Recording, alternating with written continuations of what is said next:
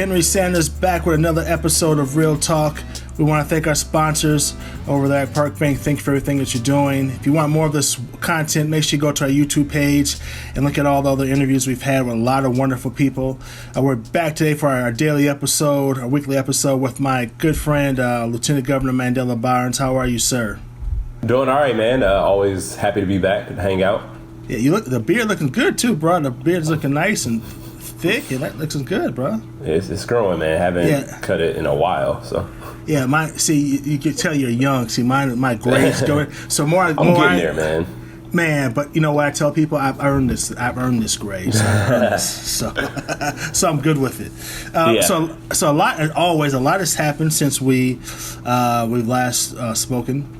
And I want to talk a little bit about the governor. Obviously, the Supreme Court issue happened, and the Supreme Court basically gave a lot more power to the Republicans. And how, just your overall take on that? How are you feeling about that? I mean, it's just frustration after frustration. It was one of those things that, definitely saw coming. Like, it shouldn't have. It doesn't matter. It still shouldn't have happened.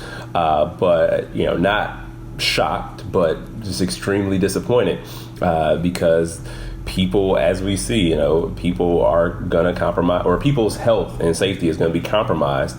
And it was a political decision. It wasn't a decision that was made rooted in science. It wasn't a decision that was made based on the advice of medical professionals. So the Supreme Court acted as an extension of the Republican-controlled legislature and handed down that ruling. And now, unfortunately, a safer home is no more. And it's left our cities, towns, villages, tribal governments, counties to figure it out on their own.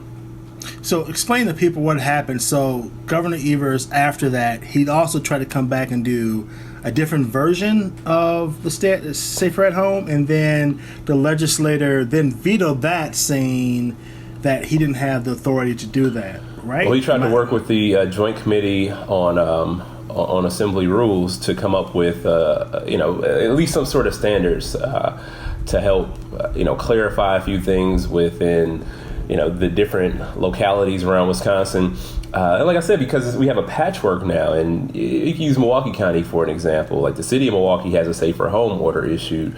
However, the surrounding areas have a version of it, but it's a little bit different. And Milwaukee County is still very densely populated, even in suburban areas. And it's not a lot. It doesn't take a lot to drive out of the boundaries of the city of Milwaukee into somewhere else. Like, so many places are, even where my parents live, it's just right across the street from Brown Deer. So it's different rules a block away from where they live, and that just creates even more confusion for people. But Lieutenant Governor, I'm a Republican, and I care about local control. It's all about local control, and I believe that the local municipalities should have the right to say if they want to open up or not the state. The state shouldn't do it. Big brother or big sister doesn't have the right to tell us local municipality people if we should be open. Why shouldn't we be open? The people have the right to make their own decisions. Yeah, and it would be nice to believe that if their votes prove that they supported local control. I mean, there have been at least 11 instances, that I could think of, that Republican leaders in the legislature voted to erode local control. And, like I said, this is still still a public safety issue. And when we're in a situation that requires a necessary response, we have to take that. We have to have some responsibility about ourselves. And I keep using the firefighter or the fire chief comparison. It's like, just because, if there's a fire going on in a neighborhood and, police chief wants to shut it down, but the fire just keeps on raging, you shut down a couple streets. And, you don't just decide to reopen the streets because it's taking too long to put the fire out. You just wait till things settle, right? Like, we're all being inconvenienced. We all have lives. We all have things that we want to do or want to be doing, but we can't right now. And it's about us, understanding the moment and understanding our need to keep other people safe who are not ourselves. Okay, but where is the data to back up that if I'm a Republican, I'm in a legislator, I'm saying let's open the state back up to everyone, or the counties can choose, municipalities can choose. where are we now with our metrics of? I know the Badger bounce back. We had like six metrics or 7 different metrics we had to hit. There's seven points that we need to hit. And we were at last time I think we talked. We were at what? 5. Yeah, we got up to about. We got up to about 5. Yeah, we got up to 5 or 6. Okay, and now where are we now? We're down to 4. I think at one point we got back down to 3, and back up to 4 now. Wow! So like in a week or so, we dropped that fast. Amazing how that works. The science is there, the data is there. It proves that Safer at Home was working and helped prevent the spread of COVID-19 in our communities. Because on Friday or Saturday, we had one of the highest days, right, of COVID-19. Yeah, this weekend was not a particularly great weekend. And, I mean, you can imagine why. It doesn't take a whole lot to realize why this was the case. And it sounds like to me, Lieutenant Governor, that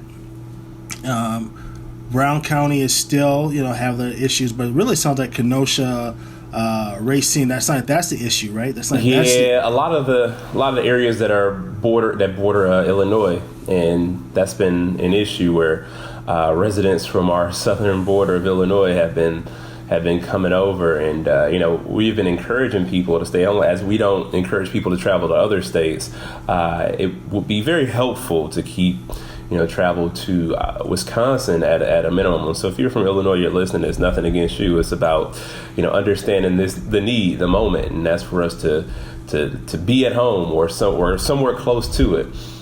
And Walworth County, I want to say, is like number 5 right now. Wow. In rates of transmission, people are flocking to Walworth. But that's crazy. Geneva. But that's Whitewater, right? And that's where is that Nas, the legislator who actually helped veto the Safer at Home. I think that's his home district. Is that Walworth area? Fascinating. That is absolutely fascinating to me. Yeah, if that's the word you want to use, fascinating. People vote. Voting matters, man. Voting matters. Like I'm actually doing a lot different from other people. I'm from the perspective of, hey, if you vote these people in, they make the moves that they make. Voting has consequences. Elections have consequences. Like it is what Elections it is. Matter. They matter. So, and when we say elections are life and death, that is a very true statement. I think people should understand that. It's not hyperbole. It's never not. People aren't just saying that. It's literally life or death. Yeah. So I'm like, the Republicans are control, whatever. They did whatever they did, the maneuvering they had to do. They're elected and they have the right to put their policies in place. Now, if that has an impact on other people, well, vote. This has really been bothering me. So I'm a Wisconsin guy. I love Wisconsin.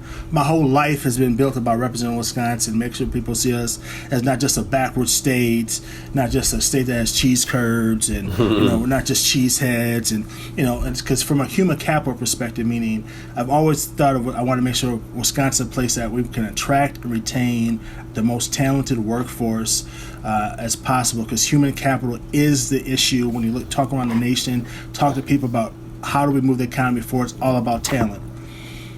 For the past years, our brand from a national perspective, think about all the times we're in the national news now, it is for like awful stuff that it's killing our brand, I think. Because if you're a person of color, and you look at Wisconsin, all our disparities, if you look at the voter, like the Republicans said that, people should be able to go vote, and they open back the elections, all these different things that you have and you've seen, doesn't that hurt our brand? And as you've been Lieutenant Governor, how do you deal with that? Yeah, I do feel like too often we get associated with a lot of ridiculous activity. So it doesn't make me feel good. And it's like, people always talk about Florida and Florida man, and we are headed in that direction where Wisconsin, is unfortunately recognized for not the incredible things that we've done, not the good things, but the less than fortunate ones. So, obviously it's not the place you want to be. Be recognized for our Great Lakes, being surrounded by 3 bodies of fresh water, having wonderful green space, having areas to recreate, and like some really good people, really good businesses, and real good food. So I as a person who champions the state of Wisconsin everywhere I go, that does not make me the most excited. But we keep on, we keep doing what we're doing, and we do all the work that we need to do to make sure that people see us in the most positive light. Yeah, I hope people don't underestimate that that people perceive us as one thing, and that does impact if you're a millennial, all the data shows millennials want to be around inclusion. If people of color start seeing Wisconsin as this backward state or this racist state or this state that doesn't have compassion or empathy for people of color, we're gonna hurt. I mean, it's just gonna show up, and the state is already losing people as it is, right? So we're an aging state, and if we want to compete nationally, internationally, we got talent. To me, it's a big issue, and I think we need to really take a look at how we branding ourselves as a state. So, thank you for answering that question. Yeah, no, of course. So, how are you feeling about everything else going on right now? Like, you've been lieutenant governor. Almost a year and a half now. So a year and 5 months. How are you feeling a year and 5 months in, coming in, being the first African American lieutenant governor? Now with all these things going on in the state, some of the highest disparities for COVID-19, all the deaths, all that stuff. How are you feeling right now? Yeah, man, I got elected at 31 and I'm 57 now. So you could say things are great.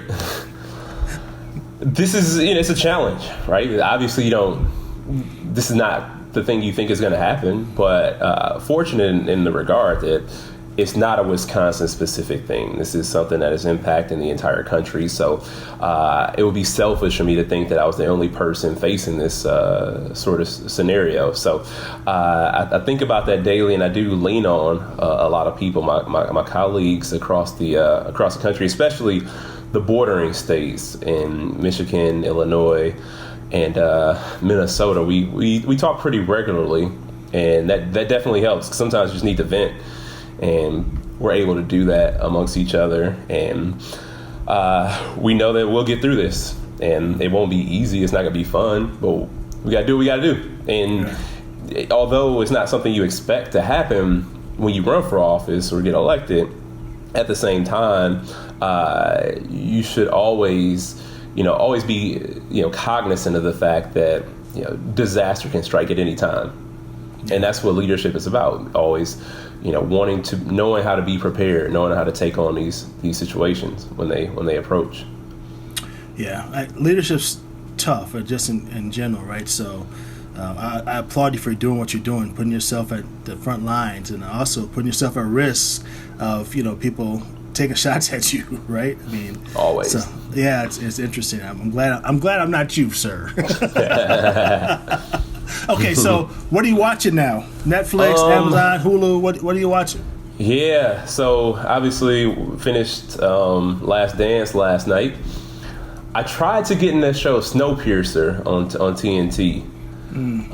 It's a dystopian tale. I guess a movie came out like in 2013, if I'm not mistaken, but it's a show about like a post somewhat apocalyptic world.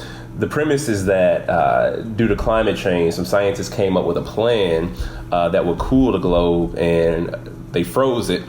So there's a train with 1,001 cars, and the 1,001 train cars, it can't stop. That's the whole plot of it. It can't stop, so it travels across the whole world. I did see that movie. So, okay, yeah, so it can't stop, and you got like just different classes of passengers, and so I watched that last night. The movie's good. Okay, I'll go back and check it out. Yeah, the movie's good. Are you reading anything? I'm trying to look at what's here. I was on the sequel of that book, Children of Blood and Bone, which is Children of Virtue and Vengeance. I may have mentioned that, but Simone Sanders, I went and got her book. That's my homegirl. So check it out, see what she has to say. Good. Well, all right. I'll have to check out that series. The movie was good, man. Okay. And I'm laughing at you saying you're 31 going to 57. And next year, like, we should take a picture of you now, and then like 3 years from now, then you start having the gray like Obama. You start having graying up. You have to dye your beard and all that stuff. Yeah. Well, thank you for everything, Lieutenant Governor. Hopefully see you next week. Stay healthy and keep fighting a good fight. Of course, man. Thank you. Thank you. I'll talk to you soon, man. We'll talk to you soon. And thank you for another episode of Real Talk. We'll see you next time.